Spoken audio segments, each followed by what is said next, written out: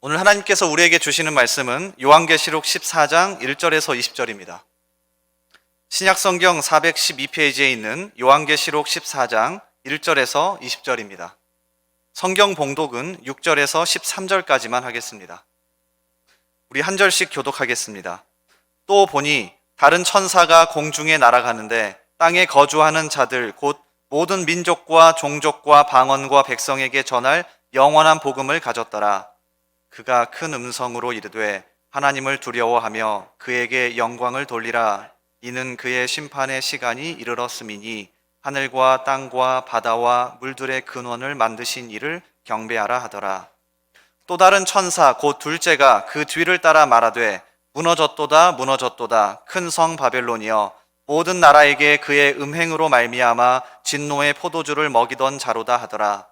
또 다른 천사 곧 셋째가 그 뒤를 따라 큰 음성으로 이르되 만일 누구든지 짐승과 그의 우상에게 경배하고 이마에나 손에 표를 받으면 그도 하나님의 진노의 포도주를 마시리니 그 진노의 잔에 섞인 것이 없이 부은 포도주라. 거룩한 천사들 앞과 어린 양 앞에서 불과 유황으로 고난을 받으리니 그 고난의 연기가 세세토록 올라가리로다. 짐승과 그의 우상에게 경배하고 그의 이름표를 받는 자는 누구든지 밤낮 쉼을 얻지 못하리라 하더라. 성도들의 인내가 여기 있나니 그들은 하나님의 계명과 예수에 대한 믿음을 지키는 자니라. 또 내가 들으니 하늘에서 음성이 나서 이르되 기록하라. 지금 이후로 주 안에서 죽는 자들은 복이 있도다 하시매 성령이 이르시되 그러하다. 그들이 수고를 그치고 쉬리니 이는 그들의 행한 일이 따름이라 하시더라. 아멘. 여러분 반갑습니다. 지난 몇 주 동안 우리가 다 본인이 사랑하고 아끼는 자리가 있는데 그 자리를 떠나서 또 낯선 곳에서 또 멀리 또 우리 은혜 채플이나 또 식당에 가서 예배 드리셨던 분들 정말 인내해 주셔서 감사합니다. 오늘 이렇게 나오셨는데 여러분 보니까 얼마나 감사한지 몰라요. 이렇게 다 한꺼번에 앉을 수 있는 거를 우리가 그렇게 고생을 했습니다. 우리 옆에 분 같이 한번 축복하겠습니다. 주님의 이름으로 축복합니다. 우리가 지금 요한계시록 13장을 지나서 14장까지 왔습니다. 요한계시록 13장은 성경 요한계시록에서 가장 어두운 터널과 같은 곳입니다. 성도들에게 있어서는 대환란이라고 말을 합니다.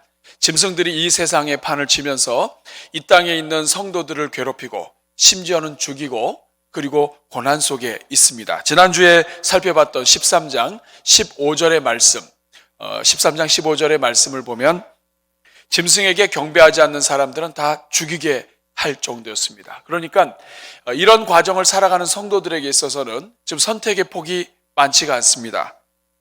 끝까지 버티든가 그러니까 먹을 거 제대로 못 먹고 짐승의 표 받지 않고 끝까지 버티며 살든가 아니면 순교하는 것입니다. 어쩔 수 없이 믿음 때문에 살다가 죽는 것이죠. 우리 사랑하는 여러분, 오늘 우리가 사는 이 세상도 그렇게 녹록하지 않습니다. 코로나 사태 속에서 우리가 조금만 더 상황이 나아지면 이제 좀 무엇인가를 하려고 계획하는데도 계속 연기가 되고 길어집니다. 지금은 이제 포스트 코로나 얘기하다가 지금은 위드 코로나 이렇게 이야기합니다. WITH, with, 코로나와 함께.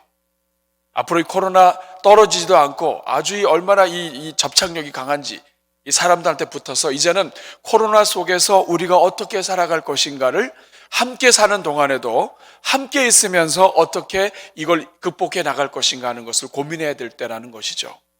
우리 사랑하는 여러분, 우리가 정말 이런 상황 속에서 발버둥 쳐도 안 되고 정말 기도해도 안 되는 것 같고 이럴 때에 우리 속에서 막 의심이 쏟아져 나옵니다. 오늘 본문도 마찬가지예요. 이렇게 막 666 짐승의 수가 막 전 세상을 다스리고 통치하고 성도들은 막 옆에서 죽어가고 신음해 갈 때에 이 환난의 때를 지날 때 성도들의 마음속에서 이 질문이 나올 거예요. 하나님이 정말 있는 거야? 정말 이 짐승들이 없어지기는 할 건가? 도대체 언제쯤 되면 이 모든 것이 끝날까? 하나님이 정말 계실까? 오늘 여러분 이 자리에 앉아 계신 분들도 그런 생각 갖고 계신 분이 있을지 몰라요. 하나님이 정말 계신가? 내가 교회에 나오긴 했지만 하나님이 정말 살아계신가? 오늘 여러분 말씀을 통해서 또 이번 한 주의 삶을 통해서 살아계신 하나님 만나게 되기를 축복합니다. 네. 우리가 잘 들어서 아는 얘기 중에 이런 얘기가 있죠. 하나님은 늘 우리와 함께 계시는데 우리가 하나님 없는 것처럼 염려하고 고민하고 막 이렇게 하니까 조금만 막 교회에서는 아멘 했다가 나가면은 이렇게 하고 있으니까 우리 주님이 보다 못하셔가지고 옆에서 물어보신다고 그러잖아요.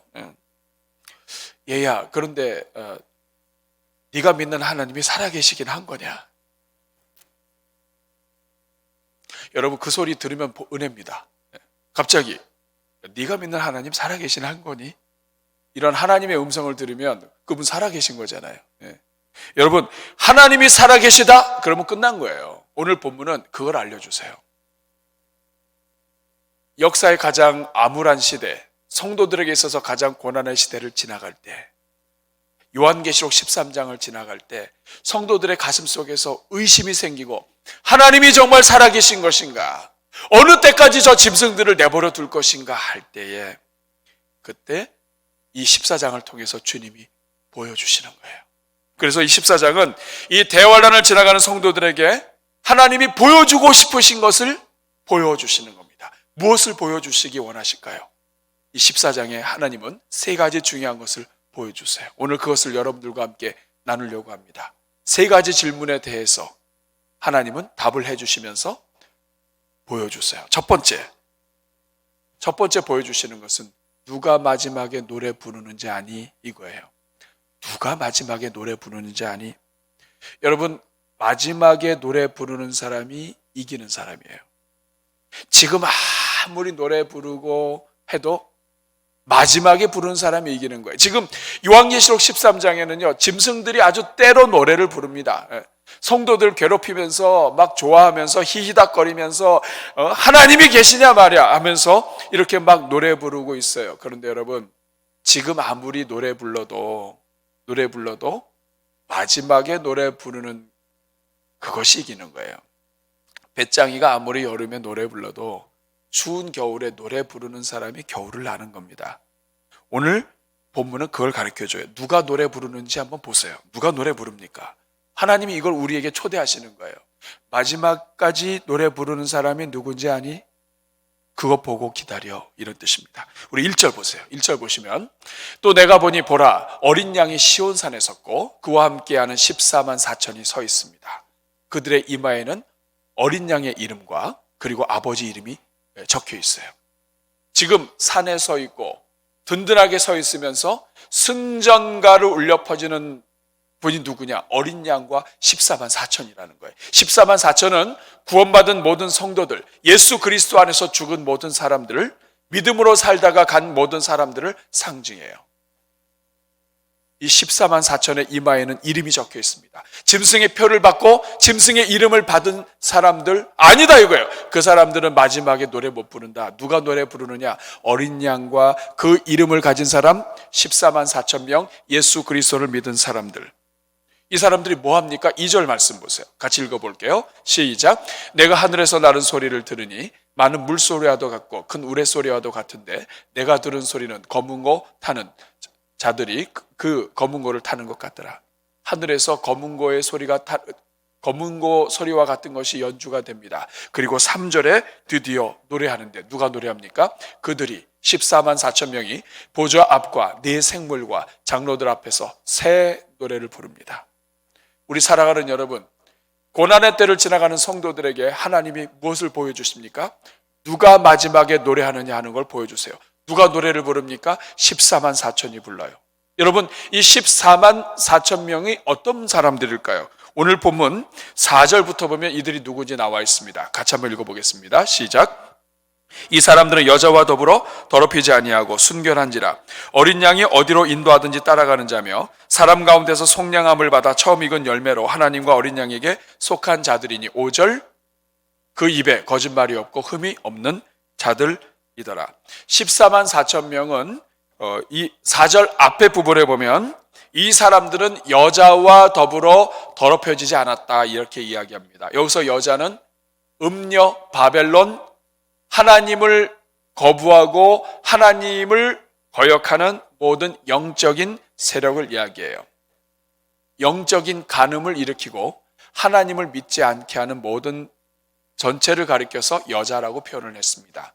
이 사람들은 영적으로 간음하지 않고 예수 그리스도를 믿었어요. 그래서 그 다음에 두 번째 줄에 보면 순결한 자들이고 어린 양이 어디로 인도하든지 따라가는 자들이라는 거예요. 어린 양 예수 그리스도를 믿고 예수님 때문에 때로는 손해보고 예수님 때문에 때로는 거절당하기도 하고, 하지만 그럼에도 불구하고 어린 양이 가자고 하는 대로 가는 사람들. 저는 오늘 이 자리에 있는 주의 종들, 우리 모든 백성들이 다 어린 양 예수 그리스도를 남은 삶 따라가는 주의 종들 되기를 바랍니다. 그럼 여러분 14만 4천은 결국 누구예요? 예수님을 믿는 사람들이에요. 요한계시록 7장에도 같은 말이 나옵니다. 이 14만 4천은 어린 양의 피로 씻어서 깨끗하게 된 사람이라고 얘기해요. 그런데 오늘 읽다가 보면 딱 막히는 게 있어요. 여러분 5절 말씀 보세요. 5절 말씀에 보면 이 14만 4천을 소개하는데 그 입에 거짓말이 없고 흠이 없는 자들이더라. 이 말씀은 딱 읽으면 막혀요. 14만 4천이 내가 아닌가? 이런 생각이 들어요. 여러분 질문할게요. 이 14만 4천은 어린 양의 보혈을 입은 자들이에요. 어린 양을 따라가는 자들이에요. 음녀를 따라가지 않은 자들이에요. 그런데 5절에 보니까 그 입에 거짓말이 없고 흠이 없는 자들이라고 나와 있어요. 질문하겠습니다. 이 14만 4천에 여러분 포함돼요, 안 포함돼요? 5절 때문에 시험 들어요. 나머지는 다 우리가 견딜만 한데, 근데 5절에 보니까 그 입에 거짓말이 없고. 자, 질문하겠습니다. 여기 지난주 동안에 살면서 거짓말 하나도 안 한 사람들 손 들어보세요. 여러분 14만 4천에 포함돼요, 안 포함돼요? 한 박자 쉬고 포함돼요. 여러분 이래서 이단이 나오는 거예요. 이단이 공격할 때 이런 거 딱 대놓고 얘기합니다. 그럼 뭐라고 하실 거예요? 여러분 14만 4천에 포함된다고 얘기하실 거예요? 못 하실 거예요? 네. 그래서 여러분 이 성경을 잘 읽어봐야 돼요. 어린 양을 따라가는 사람, 이 사람 뭐냐면 예수 그리스도, 비록 인생은 연약하고 죄가 많고 허물이 많지만 어린 양을 따라가는 사람. 어린 양 예수 그리스도를 따라가다 보면은 허물도 있고 어려움도 있지만 그럼에도 불구하고 어린 양 따라가는 사람. 예수 그리스도의 보혈의 은혜가 아니면 따라갈 수 없는 사람이란 뜻이에요. 이 말을 다른 말로 이야기하면 어린 양 예수 그리스도의 보혈로 날마다 그 옷을 씻는 사람이에요. 여러분, 그래서 우리가 기도할 때 회개 기도가 중요합니다. 우리가 새벽 기도를 통해서 우리 대한민국은 새벽의 영성이 있어요.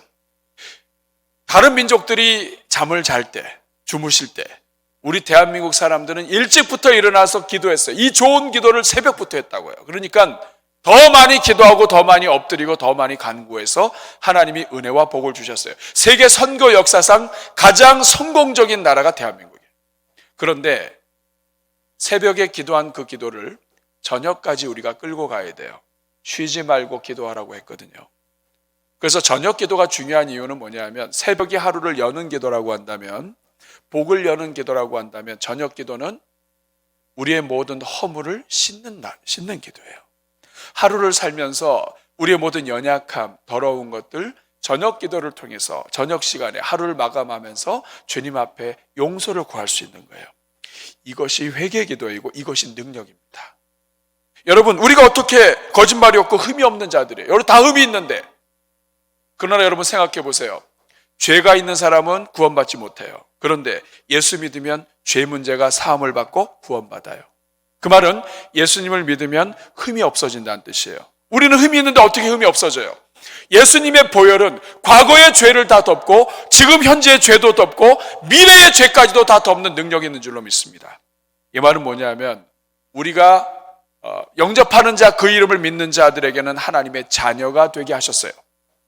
자녀가 되게 하셨다고 하는 것은 법적으로 깨끗하게 하셨다는 거예요. 어떻게 깨끗하게 돼요? 예수님을 믿고 깨끗하게 될 뿐 아니라 오늘 우리의 삶 속에서 아주 작은 더러움들이 일어날 때, 수많은 거짓말들과 수많은 연약함이 우리에게 있을 때 주님 앞에 나와 주님 앞에 용서를 구하고 회개하고 다시 새롭게 하나님 은혜 가운데서 날마다 새롭게 될 수 있는 것, 그것이 성도이고 어린 양을 따라가는 자들의 복입니다. 그래서 여러분, 우리가 14만 4천에 들어가 있는 거예요. 이단들은 이걸 집요하게 해서 자기들만 따라가는 사람들이라고 얘기해요. 넘어가죠. 성도들이 넘어갑니다. 예수 그리스도의 보혈을 날마다 의지할 수 있기를 주님의 이름으로 축원합니다. 오늘도 마찬가지, 오늘부터 시작을 해서 순간순간마다 우리의 죄가 생각날 때마다 계속해서 예수 그리스도 앞에 주여, 제가 죄인입니다. 따라하겠습니다. 주여, 죄인입니다. 누가 죄인이에요? 주여, 제가 죄인입니다. 이렇게 하면 회개가 안 되잖아요. 주여, 내가 죄인입니다. 주님의 보혈로 덮어 주옵소서. 이렇게 날마다 살아가시는 주의 종들 되기를 주님의 이름으로 축복합니다. 이게 어린 양을 따라가는 14만 4천이에요. 근데 누가 노래를 부르느냐? 누가 노래 부르느냐? 14만 4천이 노래 부르는 거예요. 누가 마지막에 찬송을 부르느냐? 누가 마지막에 영광의 노래를 부르느냐? 14만 4천이에요. 근데 여러분, 오늘 본문을 잘 읽어보면, 오늘 본문 4절에 보면, 이 4절에 3절에 보면, 이 3절에 이 노래는 새 노래라고 이야기합니다. 따라하겠습니다. 새 노래. 여러분, 새 노래가 무슨 뜻일까요? 왜 여기서 새 노래를 부를까요? 여러분, 노래에는 여러 종류가 있습니다. 옛날 노래도 있고 흘러간 노래도 있고 다 이런 다양한 노래가 있는데, 기쁠 때 부르는 노래가 있고 슬플 때 부르는 노래가 있어요. 근데 이 새 노래는 성경에서 어떤 의미가 있는가? 새 노래는 승리의 노래입니다. 기적의 노래입니다. 영광의 노래이고 간증의 노래입니다. 이스라엘 백성들이 언제 새 노래를 부릅니까? 새 노래를 부를 때는 도저히 이길 수 없는 전쟁에서 이기고 승리할 때, 이스라엘 백성들이 출애굽해서 광야로 나왔다가 드디어 어려운 난관에 봉착합니다. 앞에는 바다고 뒤에는 애국 군대가 쫓아와요. 모든 두려움이 엄습합니다. 이러할 때에 하나님께서 홍해를 가르시고 이스라엘 백성들을 건너게 하세요. 이스라엘 백성들이 다 건넌 다음에 애굽의 병거가 쫓아왔다가 그 물속에 수장됩니다. 그러한 상황에서 이스라엘 백성들이 부른 노래가 새 노래예요. 왜 새 노래이냐? 가사와 이 모든 것들이 새 거예요. 여호와를 송축할지어다. 그가 우리를 구원하셨도다. 애굽의 병거를 물에 잠기게 하셨도다. 이전에 없었던 노래 가사가 나온다고요. 이게 새 노래입니다. 지금 14만 4천이 부르는 노래는 14만 4천 외에는 이 노래를 배울 수가 없어요. 14만 4천만이 간증할 수 있는 노래예요. 모든 인류 역사의 아픔과 죄의 역사 속에서 하나님이 구원해 주셨고, 짐승 666의 그 모든 험난한 과정 속에서도 하나님이 결국 구원해 내셔서 그 구원의 감격, 승리의 감격으로 부르는 노래, 새 노래예요. 여러분 희한하지 않으세요? 역사의 끝에, 심판의 앞에, 예수님의 재림 앞에서 부르는 노래인데 그때 새 노래가 나오는 거예요. 그 새 노래로 영원토록 노래하시겠다는 뜻입니다. 사랑하는 여러분, 여러분은 새 노래를 부르고 있습니까? 날마다 새 노래를 부르고 있습니까? 예수님을 믿고 예수님 안에서 교제하면 하나님이 은혜를 주시고 역사를 하시고 이런 모든 것 속에서 여러분 정말 과거에 불렀던 노래 아니라 새 노래 부르고 있습니까? 이전에 알았었던 노래지만 가사도 모두 다 알지도 못했던 노래지만 어느 날 문득 그 가사가 눈에 들어오면서 저는 영적으로 성숙했다는 뜻이에요. 무엇인가 몰랐던 것을 알게 되었다는 것이에요. 이전에는 찬송을 부르면서도 그 깊은 뜻을 몰랐는데 문득 이 가사가 들어오면서 나에게 새 노래가 되는 거예요. 여러분, 이런 노래가 여러분에게 있습니까? 오늘 주님은 이것을 우리에게 알려주세요. 역사의 마지막에 성도는 지금도 노래 부르고 지금도 구원을 찬송할 수 있지만 마지막까지 찬송하고 노래 부를 수 있는 사람이 누구냐? 그게 성도라 이거예요. 저는 여러분들이 마지막에 찬송 부르는 주의 종들 되길 바랍니다. 그런데 여러분, 우리가 마지막에 승리의 찬송을 부르는 사람들이라고 한다면 왜 오늘 우리가 미리 부르지 못합니까? 오늘 우리 주님 본문이 이거잖아요. 사랑하는 자녀들아, 조금만 기다려라. 지금 괴롭지? 좀 있으면 노래 부르게 돼. 내가 노래 부르게 해줄게. 이런 뜻이에요. 그러면 여러분, 왜 마지막 때만 우리가 노래를 불러야 돼요? 지금 불러야죠. 믿음으로 역사하실 하나님을 기대하고 새 노래를 부르게 하실 하나님을 기대하고 노래 불러야죠. 이번 가을에 우리가 진행하는 찬송 완창 릴레이는 그런 의미가 있습니다. 1장부터 저도 시작을 했어요. 저도 많이 불렀어요. 이게 시간 많이 걸려요. 음악 틀어놓고 따라서 하려니까 이게 50장 부르는데 50장, 찬송 645장인데 50장 부르는데 2시간 반이 걸려요. 시간이 많이 걸립니다. 근데 우리 교육자들이 교구에서 10장 단위로 부를 수 있도록 해가지고 막 수고하고 애쓰는 것 같아요. 지금 목사님들이 고민하고 있어요. 여러분, 이미 시작하신 분들도 있겠지만 부르면서 이런 고백을 했어요. 우리 장로님들하고 같이 교제하고 식사하고 하다가 이 찬송을 하면서 그전에는 이거 노래 가사를 몰랐는데 이 가사가 들어온더라 이거예요. 이게 새 노래입니다, 여러분. 그전에 하나님의 말씀이었지만 나에게 들어오지 않다가 내 눈에 들어오는 거, 이게 새로운 말씀이에요. 우리 사랑하는 여러분, 이 은혜가 있기를 바랍니다. 찬송을 부르다가 이전에 몰랐던 찬송이 들어오고 왜 이렇게 모르는 찬송이 많아요? 옛날 찬송가를 새로 하면서 100장이 추가가 됐어요. 모르는 찬송이 많을 수 있습니다. 그런데 그렇게 찬송 부르시는 가운데 매일매일 하나님께서 주시는 새 노래, 진짜 몰라서 새 노래로 시작했다가 이 가슴을 울리시는 하나님의 은혜 때문에, 역사하시는 하나님 때문에 진정한 새 노래가 여러분의 심령 속에서 회복되는 역사가 있기를 주님의 이름으로 축원합니다. 이런 가을 되기를 바라요. 오늘 하나님께서 가장 먼저 보여주시는 것, 그 마지막에 노래 부르는 사람이 누구냐. 여러분이 마지막에 다 노래 부를 수 있기를 바랍니다. 여러분의 자녀들이 다 마지막에 노래 부를 수 있기를 바랍니다.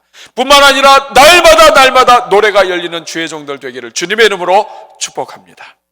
두 번째, 오늘 하나님께서 본문을 통해서 보여주시고 싶으신 것, 가장 먼저는 누가 마지막에 노래를 부르는가, 두 번째는 누가 결국 심판을 받고 망해버리는가, 누가 망하는가, 누가 심판을 받는가 하는 거예요. 누가 심판을 받는가를 보여주기 위해서 하나님은 세 천사를 사용하십니다. 오늘 그래서 우리 6절부터 12절까지 보면 세 천사가 계속해서 움직입니다.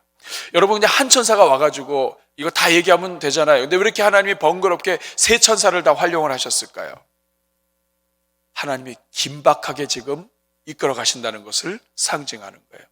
하나님께서 지금 심판하시는데 이 심판하시는 모든 것들을 하나님께서 천사들을 통해서 전 우주를 장악하시면서 이끌어 가신다는 것을 지금 보여주고 계시는 겁니다. 그러면 첫 번째 천사가 나와서 선포하는 메시지는 뭐예요? 우리 6절. 또 보니 다른 천사가 공중에 날아가는데 땅에 거주하는 자들 곧 모든 민족과 종족과 방언과 백성에게 전할 영원한 복음을 가졌더라. 우리 사랑하는 여러분, 지금 천사가 공중에서 날아가는데 땅에 있는 모든 사람들에게 전할 복음을 가졌어요. 여러분, 지금 이 시기가 어느 시기입니까? 종말이에요. 그리고 666 짐승이 주관하고, 그리고 이 땅에 있는 성도들이 핍박을 당하는 그때예요. 그런데도 그때의 하나님의 천사의 손에는 복음이 들어 있습니다. 우리 하나님이 그런 분이에요. 이 마지막까지도, 이 마지막 순간까지도, 예수님의 재림이 코앞에 있는 이 순간까지도 하나님은 복음을 가지고 움직이게 하세요. 회개하는 자들에게는 복을 주시기 위해서. 이런 하나님의 마음을 우리가 알기를 바랍니다. 여러분들이 이 마지막 시대일수록 하나님의 복음을 더 아끼고 사랑해서 하나님의 복음을 증거할 수 있는 교회 되기를 주님의 이름으로 축복합니다. 이 심판은 복음과 연관되는 거예요. 그러면서 이 첫 번째 천사가 이렇게 복음을 가지고 날아가면서 7절 같이 한번 읽어보겠습니다. 시작. 그가 큰 음성으로 이르되 하나님을 두려워하며 그에게 영광을 돌리라. 이는 그의 심판의 시간이 이르렀음이니 하늘과 땅과 바다와 물들의 근원을 만드신 이를 경배해라. 하나님을 두려워하고 하나님을 영광을 돌려라. 왜? 그 이유가 무엇이냐? 이제 하나님이 드디어 심판하신다. 하나님의 백성들은 하나님을 찬송할지어다. 왜냐? 하나님이 심판하신다. 심판하겠다고 하는 것을 선포하는 게 첫 번째 천사의 역할이에요. 그러면 도대체 누구를 심판하신다는 겁니까? 이것이 두 번째 천사, 세 번째 천사가 선포하는 거예요. 자, 가장 먼저 누구를 심판할 것인가? 첫째는 이 바벨론을 심판한다고 말씀하십니다. 오늘 8절에 보면 두 번째 천사가 나타납니다. 같이 한번 읽어보겠습니다. 시작. 또 다른 천사 곧 둘째가 그 뒤를 따라 말하되 무너졌도다 무너졌도다 큰 성 바벨론이요 모든 나라에게 그의 음행으로 말미암아 진노의 포도주를 먹이던 자로다 하더라. 두 번째 천사가 날아가면서 드디어 심판받을 대상이 누군지 선포합니다. 이제까지는 누가 심판받을지 얘기 안 했었어요. 심판 누가 받습니까? 무너졌도다 무너졌도다 큰 성 바벨론이요. 운율이 있어요. 장성곡, 우리가 상여가 나가면서 우리 민족 사람들이 상여 나갈 때 많이 하는 거 있죠. 무너졌네 무너졌네 어이 하는 거. 그런 스타일로 지금 무너졌도다 무너졌도다 큰 성 바벨론이요 하면서 지금 천사가 외치는 거예요. 누가 심판받는다는 거예요? 큰 성 바벨론이 심판받는다는 거예요. 여러분 이 요한계시록의 편지를 받고 초대교회 성도들은 바벨론 하면 딱 머리에 떠오르는 나라가 있었을 거예요. 그 나라가 어떤 나라입니까? 로마입니다. 로마.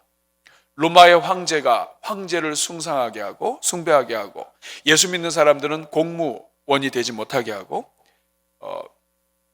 황제가 나의 주님이라고 고백해야 일할 수 있고 또 성도들은 핍박을 당하고 이 어려운 때에서 큰 성, 그 당시에 가장 큰 성은 로마였습니다. 무너졌도다 무너졌도다 큰 성 바벨론이여 이렇게 외칠 때 로마가 무너지는구나. 로마가 심판받는구나. 지금 아무리 큰 황제라 할지라도 절대 권력을 가진 황제라 할지라도 심판받는구나. 이걸 생각했을 거예요. 근데 오늘 본문은 앞으로 역사상 다가오는 모든 힘을 가지고 하나님을 대적하고 하나님이 기뻐하지 않는 일을 하며 독재 정권과 자기 힘을 가지고 연약한 자들을 죽이고 인민들을 핍박하고 자기 정권을 위해서 학살하는 이런 모든 사람들 여기에 다 포함됩니다. 큰 성 바벨론. 오늘 이 시대에 하나님을 대적하는 모든 사람들, 모든 나라는 여기에 다 들어가요. 우리 눈에 볼 때는 힘을 가진 것 같고 우리 눈에 볼 때는 무엇인가 권력을 많이 가져서 잘 되는 것처럼 보여도 오늘 이 본문의 말씀은 무엇입니까? 그들은 마지막에 찬송 부르지 못합니다. 바벨론 땅에 얼마나 많은 향연과 얼마나 많은 노래와 잔치가 있겠습니까만 그렇다 할지라도 이들은 마지막에 노래 못 부르는 사람들이에요. 뿐만 아니라 심판받을 사람들이에요. 무너질 사람들입니다. 여러분 그렇기 때문에 성도들은 이 땅을 살면서 무너질 것에 미련두거나 무너지는 것 때문에 부러워하다가 믿음 잃지 않기를 주님의 이름으로 축복합니다. 오늘 이 본문을 통해서 그렇게 말씀하시는 거예요. 이 큰 성 바벨론은 보니까 진노의 포도주를 먹이던 자라고 오늘 8절에 말씀합니다. 악한 것을 가지고 하나님을 거역하는 것들을 다른 주변 사람들한테 먹여요. 우리가 만들어낸 포도주야 하면서 먹이는데 이것이 다 진노의 포도주예요. 하나님이 기뻐하지 않은 일을 자기만 할 뿐만 아니라 남도 하게 해서 자기도 저주받고 남도 저주받게 하는 게 바벨론입니다. 역사상 어떤 나라도 오래가지 못하고 다 죽었어요. 하나님을 거역하는 것 조심해야 합니다. 혹시 여러분들 중에 나라를 일으키고 여러분의 자녀들 중에 혹시 대통령이 나올 수도 있어요. 정말 믿음의 귀한 일꾼이 나올 수 있기를 바랍니다. 시대를 섬길 뿐만 아니라 자녀들에게 복이 되고 수많은 사람들을 일으키는 그리고 하나님을 두려워하는 하나님의 일꾼들이 여러분의 가정에서 나올 수 있기를 축복합니다. 이 큰 성 바벨론만 심판받는 게 아니에요. 오늘 세 번째 천사가 등장하면서 또 심판받을 대상이 누군지 말씀해 줍니다. 오늘 9절 말씀을 보면 짐승의 표를 받는 자가 이제 심판을 받는다고 얘기합니다. 처음에는 큰 성 바벨론이 심판받는다면 이제 두 번째는 짐승의 표를 받는 사람이 받는 자들이 다 심판을 받는다. 우리 9절 말씀 보겠습니다. 시작. 또 다른 천사 곧 셋째가 그 뒤를 따라 큰 음성으로 이르되 만일 누구든지 짐승과 그의 우상에게 경배하고 이마에나 손에 표를 받으면 10절 그도 하나님의 진노의 포도주를 마시느니 그 진노의 잔에 섞인 것이 없이 부은 포도주라. 자, 진노의 포도주에 섞인 것이 없이 부은 포도주다. 이 말은 뭐냐면 진노에다가 조금 물도 타고 이것도 타고 그러면 진노가 좀 약해질 텐데 그게 아니다 이 말이에요. 진노의 잔에 섞인 게 없어. 네. 완전히 얘기하면 독한 진노 그 자체를 마시게 된다는 거예요. 누가? 짐승에게 표를 받은 사람들. 하나님을 믿고 신뢰하고 기다려야 되는데 그 기다리지 못해서 하나님을 배신하고 또 배역하고 그리고 교회와 하나님의 백성들을 배반하고 하는 이 모든 사람들, 짐승의 표를 받은 사람들은 다 심판받는다. 10절에 보니까 진노의 포도주인데 이 포도주를 통해서 세 번째 줄 아랫줄에 보시면 거룩한 천사들 앞과 어린 양 앞에서 불과 유황으로 고난을 받는다. 그런데 이 불과 유황이 어느 정도까지냐? 11절 같이 읽습니다. 그 고난의 연기가 세세토록 올라가리로다. 짐승과 그의 우상에게 경배하고 그의 이름표를 받는 자는 누구든지 밤낮 쉼을 얻지 못하리라. 세세토록 영원토록 저주받고 멸망받을 선택이다 이거예요. 그러니까 하나님을 신뢰하지 못하고 하나님을 거역하는 일에 동참하고 그리고 이 상태에서 끝까지 나가는 모든 사람들은 단지 심판받고 끝나는 게 아니라 영원토록 불 가운데 있게 되고 세세토록 불 가운데 있게 되고 밤낮 쉼을 얻지 못하게 된다 하는 거예요. 그러니까 여러분 잘 생각해야 돼요. 요한계시록 13장에는 짐승이 판을 칩니다. 그런데 이게 아무리 판을 치고 아무리 큰 사건을 해도 13장이에요. 14장 한 장만 넘어가면 한 장도 아니에요. 그냥 한 절만 넘어가면 하나님의 하늘이 열리며 14만 4천이 노래하고 심판받는 대상이 돼요. 그런데 그걸 몰라요. 이 시대 사람들이. 이 세상 가운데서 자기 유익과 먹을 것과 이런 것들 때문에 하나님을 멀리하고 하나님을 배반하고 또 주님의 교회 성도들을 배신하고 하는 이러한 일들이 일어나게 될 때 그 결과는 참혹한 거예요. 짐승이 막 판을 치니까 어쩔 수 없이 약해서 그럴 수 있어요. 그런데 짐승이 성도들을 괴롭히면 성도들이 불행한 것처럼 보이지만 하나님이 살아계시기 때문에 영원한 불행은 짐승들이라는 거예요. 여러분은 어떠세요? 여러분은 짐승과 동조하는 그 어떤 세력도 바벨론과 동조하는 그 어떤 세력도 다 영원한 불에 심판받는다는 것을 여러분은 확실하게 믿고 있습니까? 이것을 잊으면 안 돼요. 진노의 포도주예요. 달콤한 것 같고 취하게 하는 것 같지만 악을 행하도록 취하게 하는 포도주, 진노의 포도주입니다. 그러나 중요한 것은 성도는 심판받지 않아요. 오늘 12절 말씀 보세요. 성도들의 인내가 여기 있나니 그들은 하나님의 계명과 예수에 대한 믿음을 지키는 자니라. 누가 성도인가? 성도는 하나님의 계명과 예수에 대한 믿음을 지키는 자예요. 저는 여러분들이 세상 끝날까지 성도로 인정받으시는 주의 은혜가 있기를 축원합니다. 이게 성도예요.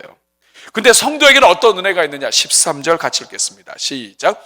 또 내가 들으니 하늘에서 음성이 나서 이르되 기록하라. 지금 이후로 주 안에서 죽는 자들은 복이 있도다 하시매 성령이 이르시되 그러하다. 그들이 수고를 그치고 쉬리니 이는 그들의 행한 일을 따름이라. 여기서 중요한 말은 그들이 행한 일을 따름이라. 그들이 짐승의 공격에도 경제적인 핍박 속에서도 하나님을 배신하지 않고 하나님을 믿고 예수 그리스도를 따랐기 때문에 하나님이 그것을 반드시 기억하신다. 그들이 행한 일이 따를 것이다. 이유로 죽으면 고난 속에서 핍박 속에서 때로는 순교까지 당하면서 죽는다 할지라도 그 죽는 것조차도 복이 된다. 그게 13절 앞부분에 나와 있는 거예요. 죽는 것도 복이 된다. 성도들에게는 하나님의 은혜와 복이 예정되어 있다. 이 안에서 잠을 자는 자들, 죽는 자들은 복이 있도다. 여러분, 오늘 우리도 똑같아요. 예수 믿고 죽는 자는 다 복이 있습니다. 그러므로 여러분, 두려워하지 말고 하나님 바라보며 신실하게 끝까지 달려가는 주의 종들 되기를 바랍니다. 주님에 대한 충성 때문에 때로는 내가 손해본다 할지라도 이런 사람은 하나님이 기억하신다. 이게 지금 짐승이 13장에 역사하고 나서부터 14장에 하나님이 바로 보여주시는 거예요. 짐승의 기간이 13장 전체에 있다 할지라도 하나님이 바로 역사하시는 겁니다. 누가 마지막에 노래 부르는가? 누가 심판당하는가? 그리고 오늘 이 14장 뒷부분에서는 한 가지를 더 보여주십니다. 그것은 무엇이냐? 오늘 세 번째, 누가 이 모든 심판을 진행하시는가 하는 거예요. 오늘 14절에 보니까 새로운 분이 한번 등장합니다. 누군지 한번 찾아보시기 바랍니다. 같이 읽어볼게요. 시작. 또 내가 보니 흰 구름이 있고 구름 위에 인자와 같은 이가 앉으셨는데 그 머리에는 금 면류관이 있고 그 손에는 예리한 낫을 가졌더라. 누구십니까?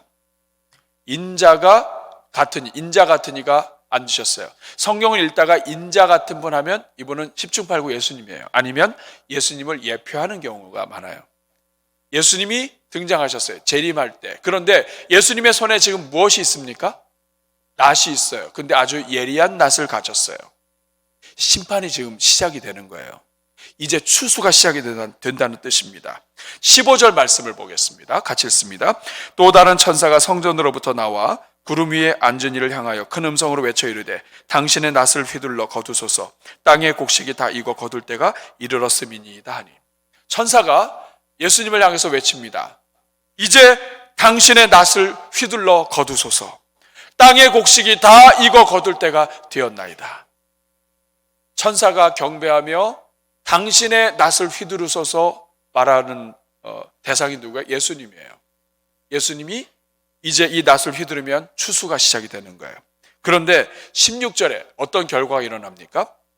구름 위에 앉으신 이가 낫을 땅에 휘두르매 땅의 곡식이 거두어졌어요. 낫을 휘두르니까 곡식이 거두어졌어요. 그런데 이 낫은요, 두 종류의 낫이에요. 성도들에게 있어서는 이것은 오늘 설교의 제목처럼 구원의 낫이에요. 은혜의 낫이에요. 열매를 축복하는 낫이에요. 곡식을 지금 16절에서 거두고 있습니다. 그런데 여러분 17절부터 보면 전혀 다른 장면이 나와요. 17절 한번 보겠습니다. 같이 읽습니다. 시작. 또 다른 천사가 하늘에 있는 성전에서 나오는데 역시 자 이번에는 다른 천사가 나와서 예리한 낫을 가졌어요. 어떤 일이 일어나는지 보세요. 18절 시작. 또 불을 다스리는 다른 천사가 제단으로부터 나와 예리한 낫 가진 자를 향하여 큰 음성으로 불러 이르되 네 예리한 낫을 휘둘러 땅에 포도송이를 거두라. 그 포도가 익었느니라 하더라. 여러분 아까는 곡식을 거뒀어요. 근데 이번에는 포도송이를 거둡니다. 자 그러면 곡식은 알갱이가 적죠. 근데 포도송이는 아주 커요. 여러분 요즘 포도는 점점 더 커지는 것 같아요. 제일 큰 포도가 뭐죠? 왕포도인가요? 포도. 요새 포도 알갱이도 점점 커지는데 이 포도가 이렇게 막 많이 열매가 있어요. 그러면 이 포도를 많이 수확했다는 것은 굉장히 좋은 뜻이죠. 그렇죠? 근데 여러분 19절 읽어보세요. 같이 읽습니다. 시작. 천사가 낫을 땅을 휘둘러 땅에 포도를 거두어 하나님의 진노의 큰 포도주 틀에 어디다 던져요? 포도주 틀에 던지는데 그 포도주 틀은 어떤 포도주 틀이에요? 진노의 포도주 틀이에요. 여러분 앞에와 달라요. 지금 곡식을 추수해서 익었습니다 해서 곡식을 거뒀단 말이에요. 인자가 예수 그리스도께서 추수하시는데 익은 곡식이 있는가 하면 잘 익긴 했는데 진노의 틀에 떨어지고 있어요. 이 도대체 이게 무슨 이야기입니까? 진노의 포도주 틀에 떨어져요.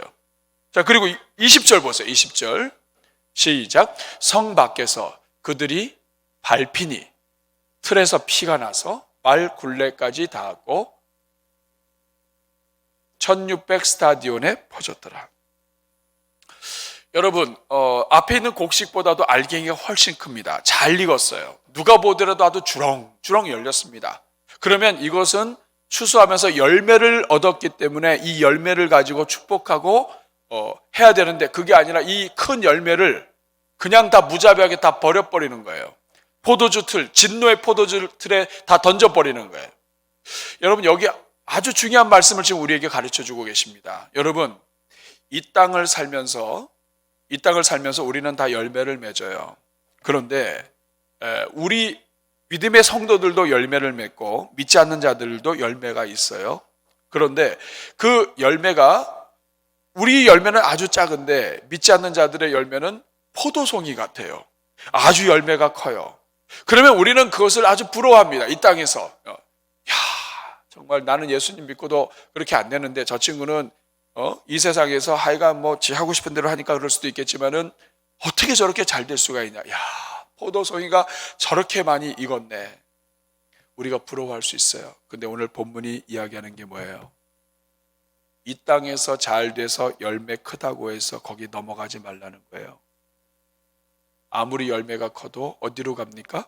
진노의 포도주 틀로 갑니다. 여러분, 당시 이스라엘 백성들은 포도주를 이렇게 틀을 만들 때 바닥에 아주 단단한 큰 반석을 놓고 그 위에 틀을 해서 사람들이 올라가서 그걸 밟아요.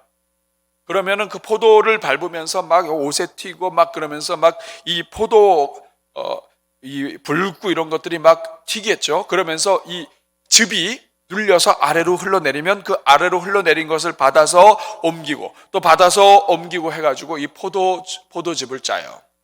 그런데 지금 하나님이 진노의 포도주 틀에 던져놓고 어떻게 하십니까? 20절에 보니까 성 밖에서 그들이 밟히니 틀에서 피가 나요.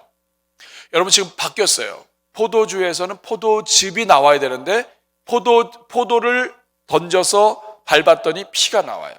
이것은 무엇이냐면 하나님이 심판하신다는 상징이에요. 하나님의 백성들을 괴롭히고 짐승들에게 편조해서 하나님의 자녀들을 죽이기까지 한 이 모든 것들에 대해서 하나님이 원수를 갚으시는 거예요. 어느 정도로 갚으시는가? 그 하나님이 틀에서 피가 나는데, 자, 피가 나서 말 굴레까지 닿았다 얘기합니다. 여기서 이 말 굴레라고 하는 것은 헬라어로 칼리노스라고 하는 말인데, 이것은 이 말 앞에 하는 재갈을 얘기해요. 피가 떨어졌는데 피가 쌓였어요. 쌓였는데 어디까지 쌓였어요? 재갈에까지. 여러분, 뭐 우리나라 말은 크지 않죠. 뭐 제주도의 조랑말도 이렇게 크지 않습니다. 그런데 서양의 경기병말, 큰 말은 높이가 2m가 돼요. 2m. 그러니까 이 말에 재갈이 있는 데까지 지금 이 포도가 닿았다, 포도 피가 닿았다. 이 말은 뭐냐면 튀기든 어쨌든 간에 이게 진노의 포도즙이 쌓이고 쌓여서 하나님의 심판에 이 피가 쌓이고 쌓여서 2m 정도까지 높아졌다는 걸 얘기해요. 그뿐만이 아닙니다. 오늘 20절 다시 보시면 말 굴레까지 닿았고, 높이는 말 굴레까지고, 그리고 1600 스타디온에 퍼졌더라. 퍼졌다고 하는 말은 동서남북으로 퍼졌다는 얘기예요. 이거는 면적을 얘기합니다. 이것이 어느 정도 퍼졌냐 하면 길이가 1600 스타디온이에요. 여러분, 이게 우리가 잘 모르는 단위가 나왔어요. 1스타디온은 약 200m입니다. 1600 스타디온은 320km, 서울에서 대구까지. 전체 면적이니까 대전으로부터 하면은 이 대전 이남은 전체 다예요. 근데 여러분, 이거 무엇을 의미합니까? 1600이라고 하는 단어는 4 곱하기 4 곱하기 10 곱하기 10이에요. 4라고 하는 것은 동서남북을 이야기합니다. 완전한 걸 얘기해요. 그러니까 1600이다 이 말은 뭐냐 하면 사방으로 온 땅에 가득히 하나님이 심판하신다. 하나님의 자녀들을 괴롭히고 하나님의 교회를 무너뜨리고, 그리고 짐승과 합작을 해서 짐승의 편을 들어서 하나님을 기쁘시게 하자는 모든 자들은 하나님이 심판하시는데, 그 모든 심판 하나님의 백성들을 죽이고 학살한 그 모든 것들을 하나님이 하나도 남김없이 다 갚으신다, 이런 뜻이에요. 우리 사랑하는 여러분, 13장이 성도들의 피가 흘러나오는 장이라고 한다면 이 14장은 짐승들과 하나님을 거역하는 원수들의 피가 흥건하되 13장과 비교가 안 되는 저주와 심판의 장입니다. 성도들에게는 위로의 장이지만 원수들에게는, 짐승들에게는, 마귀들에게는 저주의 장이에요. 하나님이 이것을 바로 보여주시는 거예요. 마지막에 노래 부른 사람이 누구냐? 누가 심판을 받느냐? 어떻게 심판을 당하느냐? 이 심판을 하시는데 누가 주인이시냐? 이걸 지금 다 보여주고 있는 거예요. 사랑하는 여러분, 이것을 통해 하나님이 오늘 이 시대에 살아가는 우리 교회에 주시는 메시지가 무엇입니까? 여러 가지가 있지만 두 가지만 살펴보면, 첫째는 교회는 복음 전하는 것을 아주 중요하고 시급하게 여겨야 돼요. 요한계시록을 읽으면서 깨닫는 것은 하나님은 이 심판의 마지막, 이제 예수님이 곧 재림하시는 그 순간에도 복음을 들고 움직이십니다. 이게 하나님이세요. 이 마음을 안다면 우리가 코로나 때문에 잠시 주춤해 있지만 여러분, 이제는 시대가 바뀌었어요. 멀리 있는 사람들 초청해서 새생명 축제하고 하는 것도 앞으로 계속 해야 되겠지만 이제는 찾아가야 돼요. 우리 주변에, 여러분 주변에 믿지 않는 사람들, 정말 예수님 믿지 않는 사람들 우리가 찾아가서 그들에게 복음 전하고 우리가 편지를 주기도 하고 또 사랑을 나누기도 하고, 지금은 카톡으로 어디든지 가잖아요.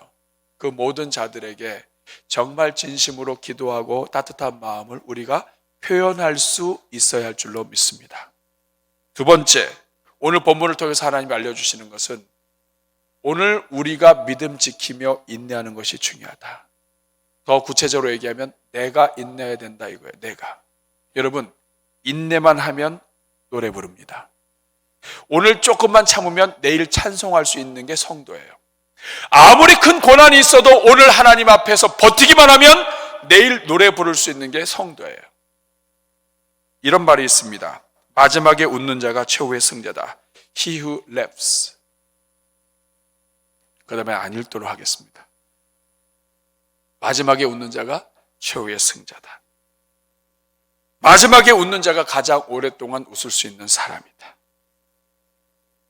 목회는 그런 것 같아요. 예수님 믿고 구원받아 영원토록 웃을 수 있는데도 불구하고 오늘 환경 속에서 어려워서 웃지 못하는 성도들 찾아가서 웃게 만드는 것, 노래하게 만드는, 이게 목회인 것 같아요. 저는 하나님이 저에게 맡겨주신 우리 교회 영혼들 한 사람도 웃지 않는 자가 없기를 바랍니다. 저 당장 웃겨드릴 수 있어요, 여러분. 웃으세요. 오빠 웃잖아요. 지금도 웃으실 뿐만 아니라 마지막까지 웃으시는 주의 종들 되길 바랍니다. 뿐만 아니라 여러분, 지금 노래 부를 뿐만 아니라 마지막까지 노래 부르는 주의 종들 되기를 바랍니다. 우리 하나님은 그런 분이에요. 이 말씀만 하고 마칠게요. 누가 저한테 그 선물 하나 보내셨어요. 보냈는데 피자를 보냈습니다. 피자를 선물로 주셨는데 그 피자를 보고 제가 이렇게 막 뒤집어졌습니다. 피자 이름이 뭐였냐면 기죽지 말고 어깨 피자. 제가 이거 보고 감동이 됐어요. 기죽지 말고 어깨 피자. 우리 목사님이 좀 요새 코로나 때문에 또 우리 성도들 때문에 또 확진자 한번 슬쩍 지나가도 이게 얼마나 이 큰 교회 성도들이 영향이 있어요. 하나님의 은혜로 다행히 오늘 주보에 사랑의 목장에 있는 것처럼 청정지역 예수 안에서 했지만 이게 언제 어떤 일이 일어날지 모르잖아요. 늘 조심해야 되고. 그래서 우리 목사님이 위축돼 있으니까 어깨를 피세요 이렇게 보내셨을 수도 있지만 저는 이걸 보면서 깨달았어요. 목사님이 어깨를 피고 기죽지 마셔야 이 강단에서 함께 대하는 모든 성도들 다 기가 죽지 않을 거 아니에요. 저 이 피자를 청년들한테 주고 싶어요. 청년들. 기죽지 말고 어깨 피자. 우리 청년들 먹고 살기 힘든데 어젠가 그제 그 공무원 시험 봤는데 경쟁률이 300 몇 대 1이죠? 아닌가요? 그 정도. 경쟁률이 이 정도면 거의 안 되는 거 아니에요? 어렵잖아요. 그러나 이 피자 선물합니다. 기죽지 말고, 아무리 환경이 어려워도 기죽지 말고 어깨 피자. 오늘 이 자리에 있는 성도님들, 아무리 힘들어도 여러분 이번 주에 기죽지 말고 어깨 피자! 손 내밀어 보세요. 어깨 피자 하면 피자! 3번 하도록 하겠습니다. 어깨 피자랄까요? 어깨 피자! 자, 기죽지 말고 어깨 피자!